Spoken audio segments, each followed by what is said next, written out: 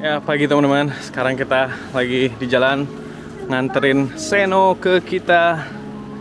Kita itu bahasa sininya buat daycare ya. Dan aku ngajak dia pakai trotinet. Coba dorong sendiri. Ayo dorong sendiri sayang. Ya, kamu udah bisa dorong sendiri. Ini ada kayak buat dorongnya gini ya sebenarnya. Jadi kita bisa bantuin. Tuh, ups. Yuk, jalan ke depan, nak. Lihat ke depan. Lihat ke depan.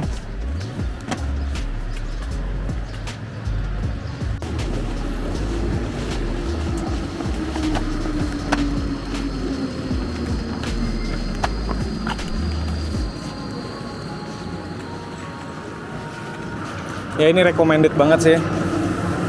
Trotinet ini buat ngajak buat kemana ya, keluar deket-deket sama anak-anak gitu. Ini jadi praktis banget, kalian tinggal dorong dan cepet juga, dan dianya juga have fun juga ya.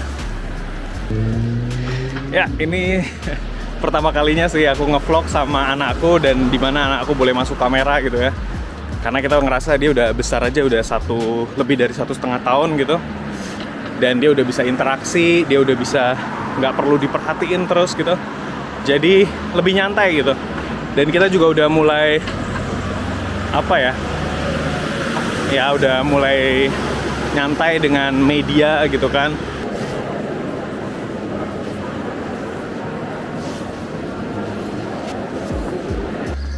Ya akhirnya balik lagi. Jadi udah selesai, saya barusan nganter anak saya ke TK ya. Oh ya teman-teman, jadi ada 2 artikel yang beberapa waktu ini aku baca. Menarik banget ya. Jadi ini kayak baca artikelnya tuh dalam rangka aku belajar bahasa Inggris gitu kan. Jadi gurunya tuh selalu ngasih aku artikel sesuai dengan topik yang aku suka. Dan topik yang aku suka ya salah satunya tentang yang aku suka sering bilang gitu ya. Jadi kayak self motivation, psikologi gitu-gitu kan.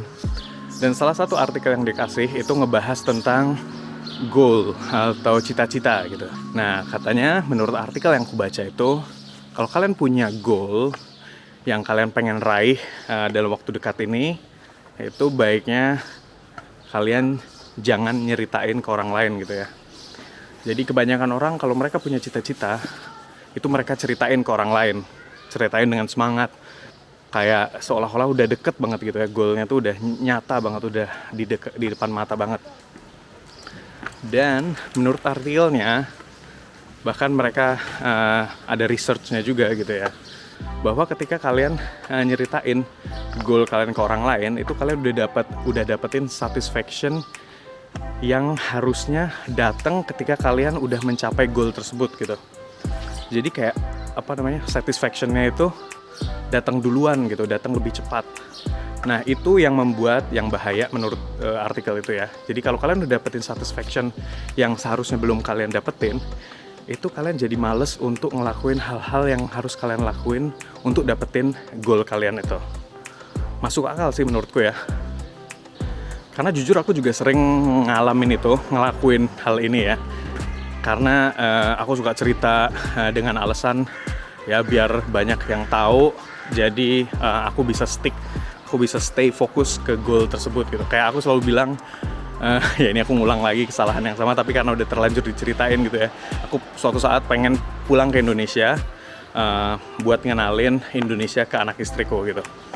Itu salah satu cita-cita yang mungkin pengen ku realisasiin ke 1 atau 2 tahun ke depan gitu kan. Nah, menurut artikel tersebut, itu malah nggak bagus gitu ya, nyeritain hal tersebut. Karena memang aku juga ngerasain kayak, ada rasa happy gitu ya. Entah kenapa kayak seneng gitu. Kayak ada rasa kepuasan ketika aku nyeritain bahwa 2 tahun ke depan aku bakal ke Indonesia gitu, bakal ngeraih cita-cita tersebut. Terus aku ngebayangin bagaimana bahagianya aku ketika aku bisa ngeraih cita-cita tersebut. Dan memang setelah ada rasa kepuasan tersebut kayak udah selesai gitu. Kayak ada bagian yang rasa seneng yang ketika biasanya kita dapetin ketika kita ngeraih goal kita, itu kayak udah diambil gitu sebagian. cita-cita ke Indonesia itu kayak udah nggak seperti sebelumnya gitu, kerasa tingkat kebahagiaannya ya. Jadi mungkin udah lebih, seandainya nanti aku ke Indonesia beneran aku berhasil mencapai cita-cita itu, mungkin tingkat kebahagiaannya nggak seperti seandainya aku nggak nyeritain ke teman-teman gitu kan. Tapi bukan hanya itu aja sih yang jadi masalah. Yang paling utama itu karena kita jadi lebih males untuk ngelakuin hal-hal yang harusnya kita lakuin untuk untuk mencapai cita-cita tersebut, teman-teman. Nah, teman-teman, ini kita udah ada di taman di sebelah rumahku. Ini tamannya besar banget ya, kayak park gitu sih sebenarnya. Park sama taman bedanya apa ya? Kalau park itu kayak banyak, menurutku ya, banyak kayak rumput begini gitu. Kalau taman itu kan lebih ke banyak bunga-bunga, tanaman. Dan sebelah sini tempat main anak-anak. Nah, itu kita bakal duduk bentar karena aku masih cuti. Jadi nyantai, nggak perlu buru-buru pulang ke rumah. Ya, dan artikel yang kedua yang aku baca beberapa waktu ini, yaitu bukan artikel sih, ini sebenarnya buku ya, buku yang aku kasih buku ini ke Simon sebagai kayak hadiah perpisahan gitu. Jadi Flow judulnya ya, aku pernah cerita kayaknya tentang buku ini. Jadi Flow itu menggambarkan kondisi di mana kita benar-benar bahagia gitu ya. Jadi kayak buku ini kayak mendefinisikan apa sih arti bahagia itu dan bagaimana kita bisa meraihnya gitu ya. Maksudnya meraihnya dalam tapi artikel ini lebih menjelaskan secara detail, jadi kayak lebih banyak aha efeknya gitu loh. Jadi kayak ketika baca tuh aku selalu kayak mikir gitu, oh iya benar juga gitu kan. Nah, salah satu quote yang mungkin aku bisa kasih gitu ya, karena bukunya panjang juga. Dia bilang itu rasa bahagia itu bisa kalian capai ketika kalian melakukan sesuatu yang kalian mampu, tapi kemampuan kalian untuk kayak dalam menyelesaikan tugas gitu ya. Jadi kebahagiaan itu bisa kalian dapetin ketika kalian menyelesaikan suatu tugas, suatu kerjaan, yang untuk menyelesaikan kerjaan itu kalian butuh kemampuan yang ada di ambang batas antara kemampuan kalian di ambang batas di ambang batas antara mampu dan tidak mampu gitu. Jadi bener-bener kalian tuh ter-challenge untuk untuk menggunakan kemampuan kalian secara maksimal untuk menyelesaikan tugas tersebut. Dan rasa kepuasan atau satisfaction tadi, rasa kepuasan yang kalian dapetin ketika kalian berhasil melakukan suatu tugas yang memerlukan benar-benar kemampuan maksimal kalian, itu yang membuat kalian bahagia. Itu salah satu syaratnya. Yang kedua, hasil yang didapatkan itu, hasil dari kerjaan yang kalian lakukan itu bisa dinilai, itu bisa diukur keberhasilannya. Dan kalian, seandainya kalian menyelesaikan tugas tersebut, kalian bisa mendapatkan reward atau komplimen atau pujian atau apapun itu ya, gaji, pujian, kalau YouTuber mungkin viewers atau likes gitu, kalau sosial media likes, follow, kalian bisa mendapatkan pujian atau komplimen yang bisa diukur gitu, yang terukur.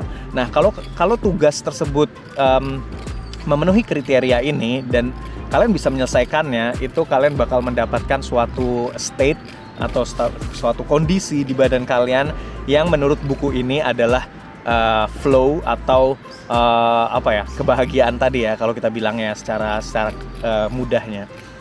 Jadi menurut kalian gimana? Kita sering kan ngalamin hal-hal tersebut ya, dan kita nggak tahu dan kita nggak mendefinisikannya itu. Tapi kalau kalian udah baca buku ini, kalian mungkin bisa lebih sadar tentang hal ini. Dan menurutku menarik banget. Kita nggak pernah mikir ke situ, dan ternyata bermanfaat juga gitu untuk ketika kita mengetahui hal itu, kita jadi lebih termotivasi untuk men-challenge diri kita lebih lagi gitu. Jadi kalau suatu tugas itu terlalu mudah, kita tahu bahwa itu nggak bakal membawa satisfaction yang banyak ke kita gitu kan. Jadi memang suatu tugas itu harus berat, teman-teman.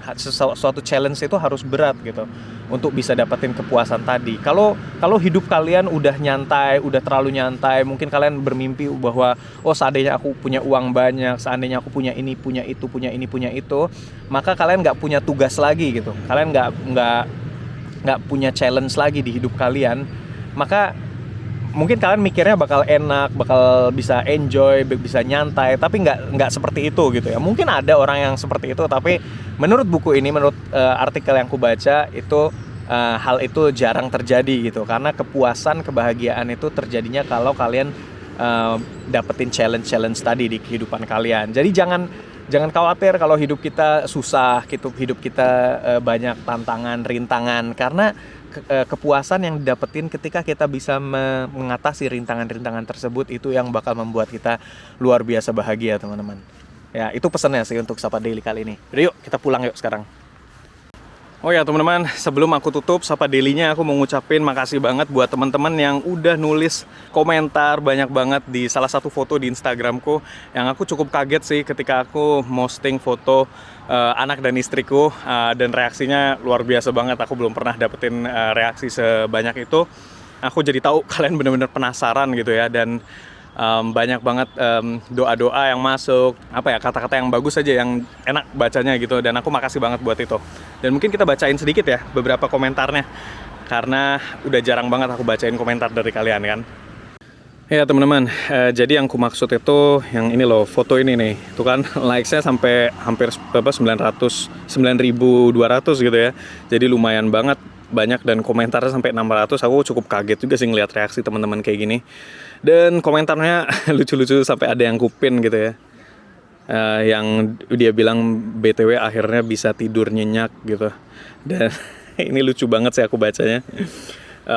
Aku nggak nyangka sampai ya aku mungkin cuma bercanda doang gitu ya.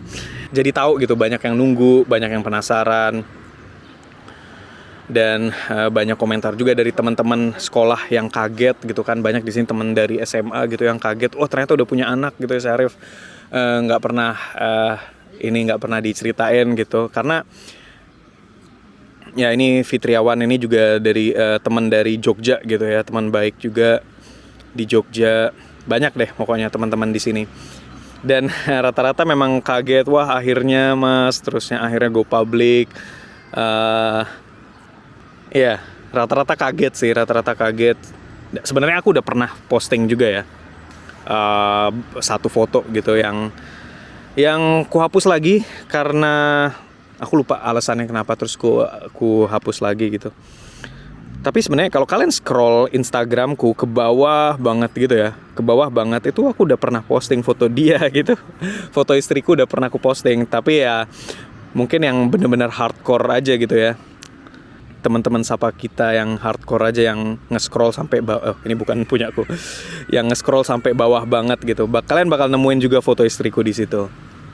Coba foto yang mana, di likes dong fotonya yang bawah itu ya. Yang bawah banget ada foto istriku di situ.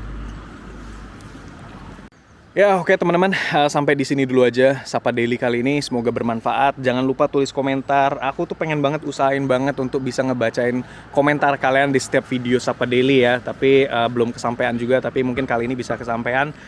Kalian tulis komentar, kalian tulis pertanyaan, apa reaksi kalian tentang tadi apa yang udah aku utarain. Apakah kalian pernah ngerasain hal itu? Apakah itu juga sesuatu yang baru buat kalian? Yaudah, sampai di sini dulu aja Sapa Daily kali ini, dan sehat selalu. Sampai jumpa lagi di Sapa Daily berikutnya. Bye-bye.